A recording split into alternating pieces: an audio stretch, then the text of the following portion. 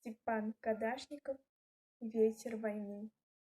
Читает ученица 9 класса МБУ Хучельской ООШ Белкова Виктория.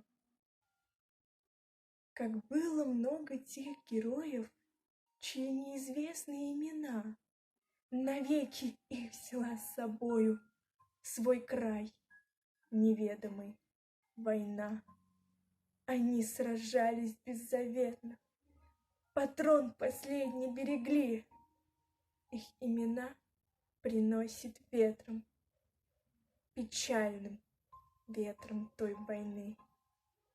Порой слышны на поле боя через десятки мирных лет. Прикрой меня, прикрою, Коля! И вспыхнет вдруг ракеты свет. А Коля в этом тихом поле лежит, не встанет никогда. Лишь горький ветер нам порою напомнит страшные года. Сегодня мало кто заплачет, придя к могилам той войны. Но это все-таки не значит, что позабыли Колю мы. Мы помним это горе.